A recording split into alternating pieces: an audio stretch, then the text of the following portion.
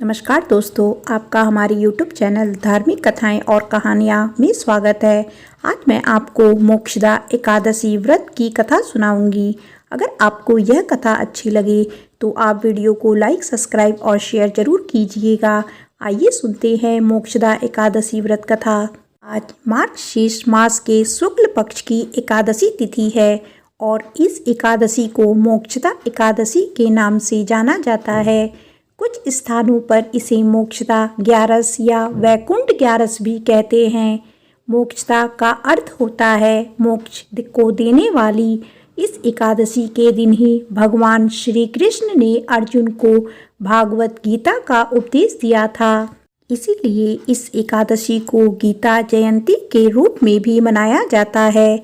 जो भी मनुष्य इस एकादशी का व्रत रखता है और इसकी पावन कथा को सुनता है वह स्वयं तो मोक्ष पाता ही है, साथ ही साथ उसके पितृ, बंधु और सगे संबंधी सभी लोगों को मोक्ष की प्राप्ति होती है। इन कथाओं को सुनने से मनुष्यों के सभी पाप और संकट कट जाते हैं तथा समस्त मनोकामनाओं की पूर्ति होती है। आइए सुनते हैं कथा।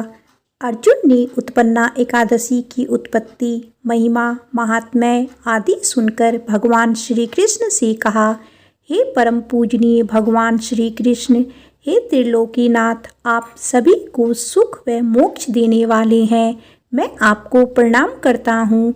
हे प्रभु, आप कृपा करने वाले हैं। मेरी एक जिज्ञासा को शांत कीजिए। अर्जुन की बातें सुनने के बाद भगवान श्री कृष्ण ने कहा, हे अर्जुन, जो कुछ भी जानना चाहते हो निर्भय होकर कहो, मैं अवश्य ही तुम्हारी जिज्ञासा को शांत करूंगा। अर्जुन बोले, हे प्रभु, यह जो आपने मार्गशीर्ष माह के कृष्ण पक्ष की एकादशी के विषय में बताया है उससे मुझे बड़ी ही शांति प्राप्त हुई। अब आप कृपया करके मार्गशीर्ष मास के शुक्ल पक्ष में जो एकादशी पड़ती है उसके विषय में भी बताने की कृपा करें। उसका नाम क्या है, उस दिन कौन से देवता की पूजा की जाती है और उनकी पूजन विधि क्या है, उसका व्रत करने से मनुष्य को क्या फल मिलता है। हे मधुसूदन, मेरी इन प्रश्नों का विस्तार सहित उत्तर देकर मेरी जिज्ञासा को दूर कीजिए, आपकी बड़ी कृपा होगी।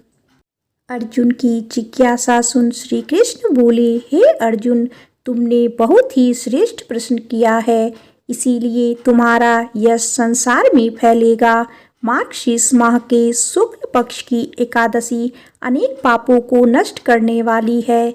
संसार में इसे मोक्षदा एकादशी के नाम से जाना जाता है। इस एकादशी के दिन श्री दामोदर भगवान का धूप, दीप, नैवेद्य आदि से भक्ति पूर्वक पूजन करना चाहिए। हे कुंती पुत्र, इस एकादशी व्रत के पुण्य के प्रभाव से नरक में गए हुए माता पिता, पितृ आदि को स्वर्ग की प्राप्ति होती है। इसकी कथा एक पुराण में इस प्रकार है, इसे ध्यान पूर्वक सुनो। बैखानस नाम का एक राजा प्राचीन नगर में राज्य करता था। उसके राज्य में चारों वेदों के ज्ञाता ब्राह्मण रहते थे। राजा अपनी प्रजा का पुत्रवत पालन किया करता था। एक रात्रि को स्वप्न में राजा ने अपने पिता को नरक की यातनाएं भोगते देखा। इस प्रकार का स्वप्न देखकर राजा बड़ा ही व्याकुल हुआ। वह बेचैनी से सुबह होने की प्रतीक्षा करने लगा। सुबह होते ही उसने ब्राह्मणों को बुलाकर उनके समक्ष अपने स्वप्न की बात बताई। राजा ने कहा, हे ब्राह्मणों, रात्रि को स्वप्न में मैंने अपने पिता को नरक की यातनाएं भोगते देखा। उन्होंने मुझसे कहा है कि हे पुत्र, मैं घोर नरक भोग रहा हूँ, मेरी यहाँ से मुक्ति कराओ। जब से मैंने उनके यह वचन सुने हैं तब से मुझे चैन नहीं है। मुझे अब राज्य, सुख, ऐश्वर्य, हाथी, घोड़े, धन, स्त्री, पुत्र आदि कुछ भी सुखदायक प्रतीत नहीं हो रहे हैं। अब मैं क्या करूं और कहाँ जाऊं? इस दुख के कारण मेरा शरीर तप रहा है। आप लोग मुझे किसी प्रकार का तप, दान, व्रत आदि बताएं जिससे मेरे पिता को मुक्ति प्राप्त हो। यदि मैंने अपने पिता को नरक की यातनाओं से मुक्त कराने के प्रयास नहीं किए तो मेरा जीवन निरर्थक है। जिसके पिता नरक की यातनाएं भोग रहे हों, उस पुत्र को इस धरती पर सुख भोगने का कोई अधिकार नहीं है। हे ब्राह्मण देव, मुझे शीघ्र ही इसका कोई उपाय बताने की कृपा करें। राजा की आंतरिक दुख की पीड़ा को सुनकर ब्राह्मणों ने आपस में विचार विमर्श किया। फिर एकमत होकर बोले, राजन, वर्तमान, भूत और भविष्य के ज्ञाता पर्वत नाम के एक मुनि है। वे यहाँ से अधिक दूर नहीं है। आप अपनी यह व्यथा उनसे जाकर कहें, वे अवश्य ही इसका कोई सरल उपाय आपको बता देंगे। ब्राह्मणों की बात मान राजा मुनि के आश्रम पर गए। आश्रम में अनेक शांतचित्त योगी और मुनि तपस्या कर रहे थे। चारों वेदों के ज्ञाता पर्वत मुनि दूसरे ब्राह्मण के समान बैठे जान पड़ रहे थे। राजा ने उन्हें दंडवत प्रणाम किया तथा अपना परिचय दिया। पर्वत मुनि ने राजा से कुशल क्षेम पूछा। तब राजा ने बताया, हे मुनिवर, आपकी कृपा से मेरी राज्य में सब कुशल है, किंतु मेरे समक्ष अकस्मात ही एक ऐसी समस्या आ खड़ी हुई है जिससे मेरा हृदय बड़ा ही अशांत हो रहा है। फिर राजा ने मुनि को व्यथित हृदय से रात में देखे गए स्वप्न की पूरी बात बताई और फिर दुखी स्वर में बोला, हे महर्षि, अब आप कृपया कर मेरा मार्गदर्शन करें कि ऐसे में मुझे क्या करना चाहिए, कैसे मैं अपने पिता को नरक की यातना से मुक्ति दिलाऊं। राजा की बात पर्वत मुनि ने गंभीरता पूर्वक सुनी। फिर नेत्र बंद कर भूत और भविष्य पर विचार करने लगे। कुछ देर गंभीरता पूर्वक चिंतन करने के बाद उन्होंने कहा, राजन, मैंने अपने योग बल के द्वारा तुम्हारे पिता के सभी कुकर्मों का ज्ञान प्राप्त कर लिया है। उन्होंने पूर्व जन्म में अपनी पत्नियों में भेदभाव किया था। अपनी बड़ी रानी के कहने में आकर उन्होंने अपनी दूसरी पत्नी को ऋतुदान मांगने पर नहीं दिया था। उसी पाप कर्म के फल से तुम्हारे पिता नरक में गए हैं, अर्थात उन्हें नरक की प्राप्ति हुई है। यह जानकर बैखानस ने याचना भरे स्वर में कहा, हे ऋषिवर, मैंने पिता के उद्धार का आप कोई उपाय बता दें कि कृपा करें। किस प्रकार वे इस पाप से मुक्त होंगे। इस पर पर्वत मुनि बोले, हे राजन, मार्गशीर्ष मास के शुक्ल पक्ष में जो एकादशी होती है उसे मोक्षदा एकादशी कहते हैं। यह मोक्ष प्रदान करने वाली है। आप इस मोक्षदा एकादशी का व्रत करें और उस व्रत के पूर्ण को संकल्प करके अपने पिता को अर्पित कर दें। एकादशी के पूर्ण प्रभाव से अवश्य ही आपके पिता को मुक्ति मिल जाएगी। पर्वत मुनि के वचनों को सुनकर राजा अपने राज्य को लौट आया और परिवार सहित मोक्षदा एकादशी का विधि पूर्वक व्रत किया। इस व्रत के पुण्य को राजा ने अपने पिता को अर्पित कर दिया। इस पुण्य के प्रभाव से राजा के पिता को सहज ही मुक्ति मिल गई। स्वर्ग को प्रस्थान करते हुए राजा के पिता ने कहा, हे पुत्र, तेरा कल्याण हो। इतना कहकर राजा के पिता ने स्वर्ग को प्रस्थान किया। हे पांडु पुत्र, जो मनुष्य मार्गशीर्ष माह के शुक्ल पक्ष की एकादशी का उपवास करते हैं, उनके सभी पाप नष्ट हो जाते हैं और अंत में वे स्वर्ग लोक को प्राप्त करते हैं। इस उपवास में उत्तम और मोक्ष प्रदान करने वाला कोई भी दूसरा व्रत नहीं है। इस कथा को सुनने व पढ़ने से अनंत फल प्राप्त होता है। यह उपवास मोक्ष प्रदान करने वाला चिंतामणि के समान है, जिसके उपवास करने वाले की सभी मनोकामनाएं पूर्ण होती है। हे अर्जुन, प्रत्येक मनुष्य की प्रबल इच्छा होती है कि वह मोक्ष प्राप्त करे। मोक्ष की इच्छा करने वालों के लिए मोक्षदा एकादशी का यह व्रत अति महत्वपूर्ण है। पिता के प्रति पुत्र के दायित्व का इस कथा में श्रेष्ठ दृष्टांत दूसरा कोई नहीं है। अतः भगवान श्री हरि विष्णु के नियमित यह उपवास पूरी निष्ठा व श्रद्धा से करनी चाहिए। यह पिता के प्रति भक्ति और दूसरों के पुण्य अर्पित करने की श्रेष्ठ और पवित्र कथा है। इसका उपवास केवल उपवास करने वाले मनुष्य का ही नहीं अपितु उसके पितरों का भी भला करता है। अपने किसी सगे संबंधी मित्र बंधु को भी इस उपवास का फल अर्पण करने से उसके भी पापों व कलेशों का नाश हो जाता है। प्रेम से बोलो श्री लक्ष्मी नारायण भगवान की जय। आइए सुनते हैं एकादशी के दिन सुनी जाने वाली श्री शालिग्राम जी की पूर्ण फल प्रदान करने वाली सच्ची कथा। एक कसाई था, सदना वह बहुत ईमानदार था। वो भगवान के नाम और कीर्तन में मस्त रहता था। यहाँ तक कि मांस को काटने बेचते हुए भी वह भगवान नाम गुणगान करता रहता था। एक दिन वह अपनी ही मधुर में कहीं जा रहा था कि उसके पैर से कोई पत्थर टकराया। वह रुक गया और उसने देखा एक काले रंग के गोल पत्थर से उसका पैर टकरा गया। उसने वह पत्थर उठा लिया और अपनी जेब में रख लिया, यह सोचकर कि यह मांस तोलने के काम आएगा। वापस आकर उसने वह पत्थर मांस के वजन को तोलने के काम में लाया गया। कुछ ही दिनों में उसने समझ लिया कि यह पत्थर कोई साधारण नहीं है, क्योंकि जितना वजन उसको तोलना होता पत्थर उतने वजन का ही हो जाता। धीरे धीरे यह बात फैलने लगी कि सदना कसाई के पास वजन करने वाला पत्थर है। वह जितना चाहता है पत्थर उतना ही तोलता है। किसी को 1 किलो मांस देना होता है तो तराजू में उस पत्थर को एक तरफ डालने पर दूसरी ओर 1 किलो का ही मांस तुलता है। अगर किसी को 2 किलो चाहिए हो तो वह पत्थर 2 किलो के भार जितना भारी हो जाता है। इस चमत्कार के कारण उसके यहाँ लोगों की भीड़ जुटने लगी। भीड़ जुटने के साथ ही सदना की दुकान की बिक्री बढ़ गई।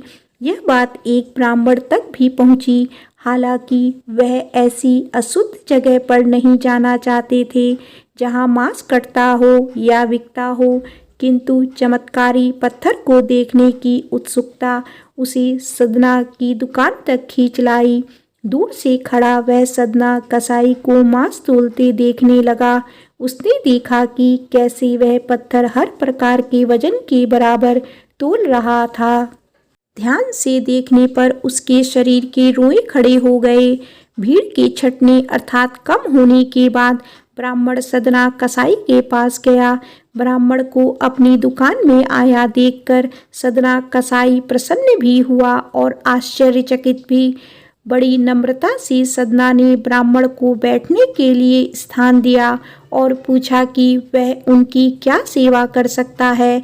ब्राह्मण बोली, तुम्हारी इस चमत्कारी पत्थर को देखने के लिए ही मैं तुम्हारी दुकान पर आया हूँ, या यूं कहूँ कि ये चमत्कारी पत्थर ही मुझे खींचकर तुम्हारी दुकान पर ले आया है। बातों ही बातों में उन्होंने सदना कसाई को बताया कि जिसे पत्थर समझकर वो मांस तोल रहा है, वास्तव में वो शालिग्राम जी हैं, जो कि भगवान का स्वरूप होता है। शालिग्राम जी को इस तरह गले कटे मांस के बीच में रखना व उनसे मांस तोलना बहुत बड़ा पाप है। सदना बड़ी ही सरल प्रवृत्ति का भक्त था। ब्राह्मण की बात सुनकर उसे लगा कि अनजाने में मैं तो बहुत बड़ा पाप कर रहा हूँ। अनुनय विनय करके सदना ने वह शालिग्राम उन ब्राह्मण को दे दिया और कहा कि आप तो ब्राह्मण है, इसीलिए आप ही इनकी सेवा परिचर्या करके इन्हें प्रसन्न करें। मेरी योग्य कुछ सेवा हो तो मुझे अवश्य बताइए। ब्राह्मण शालिग्राम शिला को बहुत सम्मान के साथ घर ले आए। घर आकर उन्होंने श्री शालिग्राम जी को स्नान करवाया, पंचामृत से अभिषेक किया व पूजन अर्चन आरंभ कर दिया। कुछ ही दिन बीते थे कि उन ब्राह्मण के स्वप्न में श्री शालिग्राम जी आए और कहने लगे कि हे ब्राह्मण, मैं तुम्हारी सेवाओं से प्रसन्न हूँ। किंतु तुम मुझे उसी कसाई के पास छोड़ आओ। स्वप्न में ही ब्राह्मण ने कारण पूछा तो उत्तर मिला कि तुम मेरी अर्चना पूजा करते हो, मुझे अच्छा लगता है, परंतु जो भक्त मेरे नाम का गुणगान कीर्तन करते रहते हैं उनको मैं अपने आप को भी बेच देता हूँ। सदना तुम्हारी तरह मेरी सेवा नहीं करता है, परंतु वह हर समय मेरा नाम गुणगान करता रहता है, जो कि मुझे बहुत अच्छा लगता है, इसीलिए तो मैं उसके पास गया था। ब्राह्मण अगले दिन ही सदना कसाई के पास गया और उनको प्रणाम करके सारी बात बताई। तत्पश्चात श्री शालिग्राम जी को उन्हें सौंप दिया।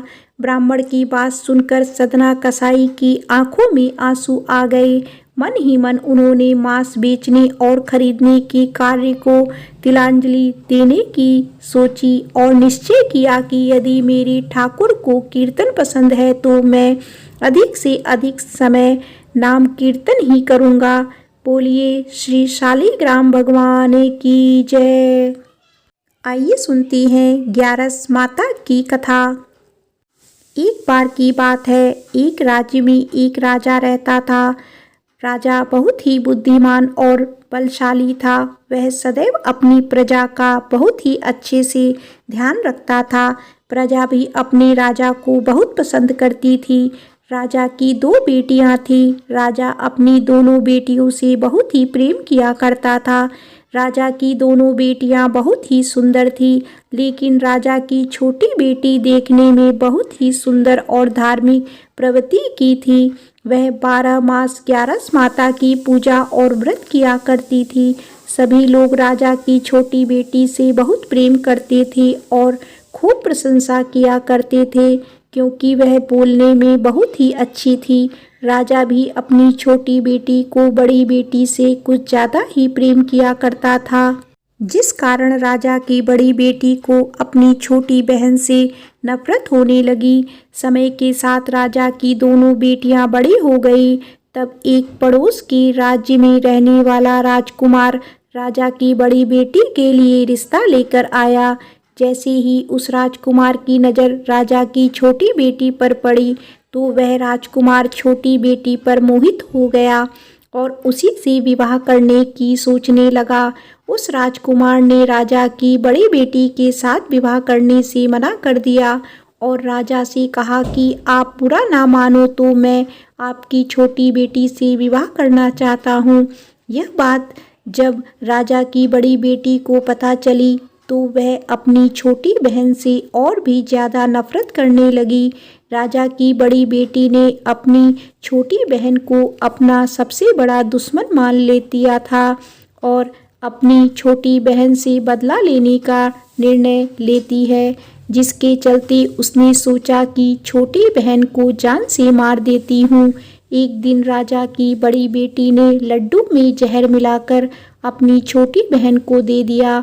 छोटी बहन ने वो लड्डू खा लिया, लेकिन लड्डू खाने के बाद भी छोटी बहन को कुछ भी नहीं हुआ। बड़ी बहन यह देखकर बहुत ही आश्चर्यचकित हुई, लेकिन बड़ी बहन ने हार नहीं मानी। एक दिन जब छोटी बहन अपने कमरे में सो रही थी, तब उसने मटके में सांप रखकर उसके कमरे में छोड़ दिया, लेकिन सांप भी छोटी बहन को कुछ नहीं कर पाया। जिसके बाद बड़ी बहन ने अपनी छोटी बहन से कहा कि चलो बहन, आज हम कुएं में पानी भर कर लाते हैं। छोटी बहन अपनी बड़ी बहन के कहे अनुसार उसके साथ पानी लेने के लिए चली गई। जैसे ही वह कुएं से पानी निकालने लगी तो बड़ी बहन ने उसे कुएं में धक्का दे दिया, लेकिन 11 माता के आशीर्वाद से वह सकुशल बाहर निकल आई। यह देखकर उसे बहुत ही आश्चर्य हुआ कि ना जाने मैंने कौन कौन से प्रयास किए, फिर भी इसका कुछ भी नहीं बिगड़ा। बड़ी बहन एक दिन अपनी छोटी बहन के पास जाकर कहने लगी कि बहन, क्या तुमको पता है भगवान सबकी मृत्यु एक निश्चित समय पर लिखते हैं। तुम्हारी और मेरी मृत्यु कैसी होगी, क्या तुम जानती हो? तब छोटी बहन ने कहा, हाँ बहन, मेरी मृत्यु कैसे होगी यह तो मैं जानती हूँ। छोटी बहन से यह सुनकर बड़ी बहन को बहुत ही संतुष्टि हुई और सोचने लगी कि इस बार मैं उसे ज़रूर मार दूंगी। उसने अपनी छोटी बहन से कहा कि अपनी मृत्यु का राज मुझे तो बताओ, मैं तुम्हारी बड़ी बहन हूँ। छोटी बहन ने अपनी बड़ी बहन से कहा कि मेरी मृत्यु एक तोते में है, अर्थात तोते के गले में एक हार है, उसी से मेरी मृत्यु होगी। जब कोई उस तोते को मारकर वह हार अपने गले में पहन लेगा तो मैं मूर्छित हो जाऊंगी, और जैसे ही उस हार को अपने गले से उतार देगा तो मैं वापस जीवित हो जाऊंगी। अपनी छोटी बहन की मृत्यु का राज जानकर बड़ी बहन बहुत ही खुश हुई और उसने अपनी छोटी बहन को मारने के लिए एक पालतू तोते को ढूंढना शुरू कर दिया। लेकिन छोटी बहन को इस बात का पता था कि वह मेरी जान लेना चाहती है। वह अपने पिताजी के पास गई और अपने पिताजी से कहा कि पिताजी, अगर मेरी मृत्यु हो जाए तो मुझे जलाना मत, बल्कि आप मुझे पुरानी वाली जो हवेली है उसमें एक पलंग पर लिटाकर छोड़ देना। अपनी छोटी बेटी के मुंह से यह बात सुनकर राजा को बहुत ही बुरा लगा। उसने अपनी छोटी बेटी से पूछा कि बेटी, तुम ऐसा क्यों कह रही हो? 2-4 दिन में तेरी शादी होने वाली है।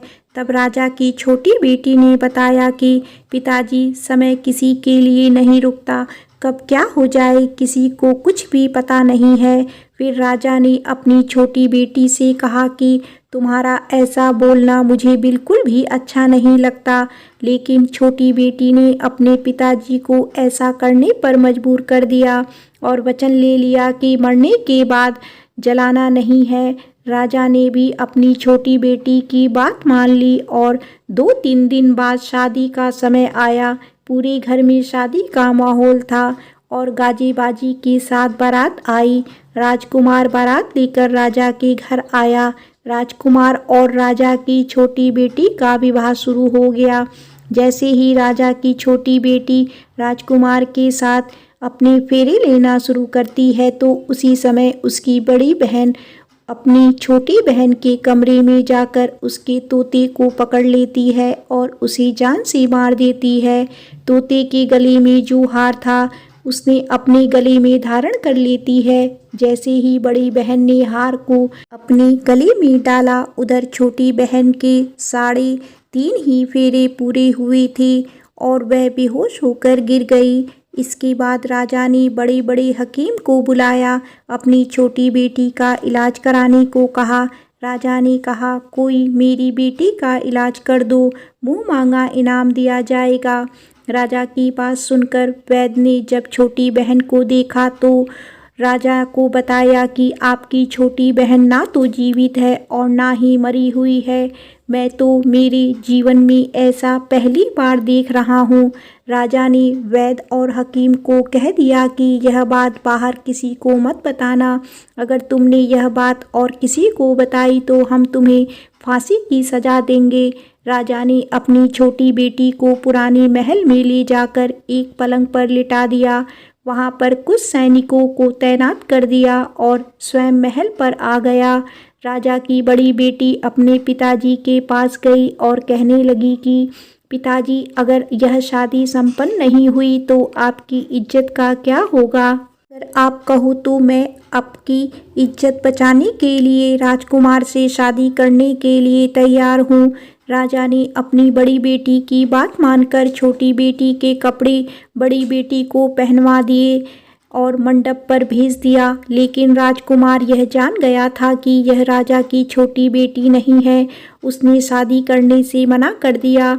लेकिन वहाँ पर आए सारे लोगों ने राजकुमार को शादी करने के लिए विवश कर दिया और राजा की बड़ी बेटी से उस राजकुमार की शादी करवा दी।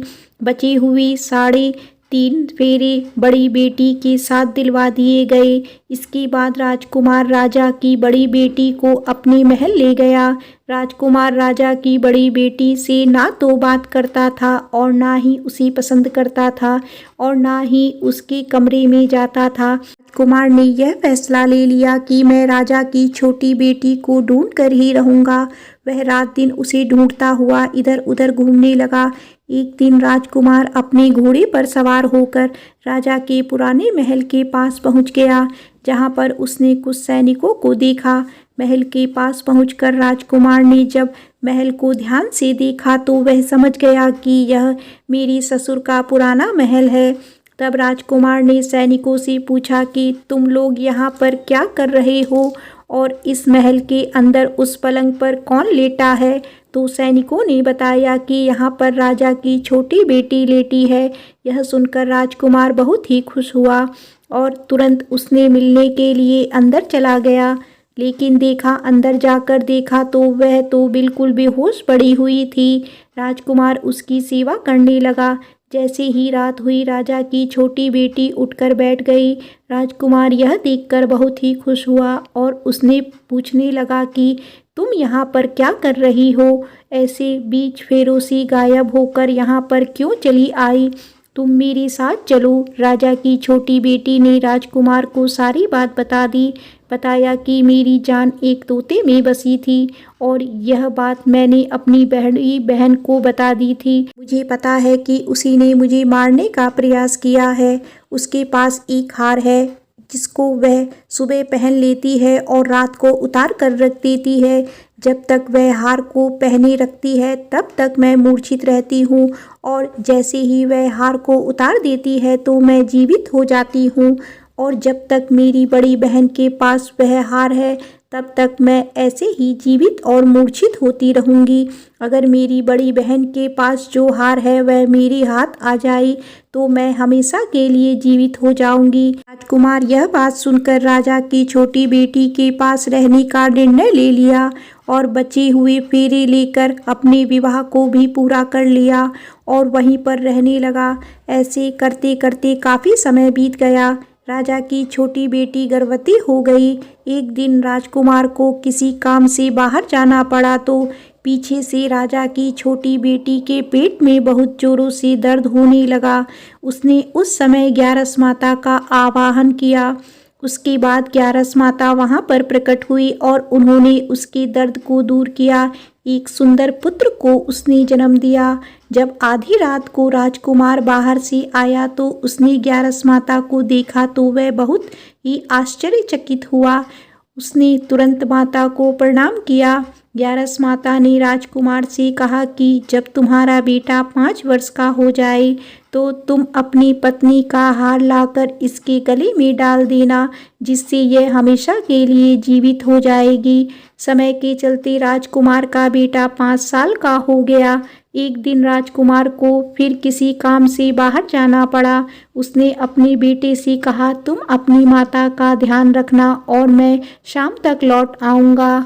ऐसे ही राजकुमार वहां से बाहर निकला तो बड़ी बहन के सैनिकों ने उसे देख लिया और बड़ी बहन को जाकर सारी बात बता दी। जिसके बाद बड़ी बहन अपनी छोटी बहन के पुत्र को वहां से उठा लिया और उसे मरवा दिया। उसके 2 टुकड़े करवा दिए। पहले टुकड़े को चक्की के पास छुपा दिया और दूसरा टुकड़ा अपने पलंग के नीचे रख दिया। यह देखकर ग्यारस माता ने भिखारी का रूप धारण किया और उसके घर आ गई। भिक्षा मांगने लगी तो बड़ी बहन ने अपने नौकर से कहा कि जाओ भिखारी को भिक्षा दे दो।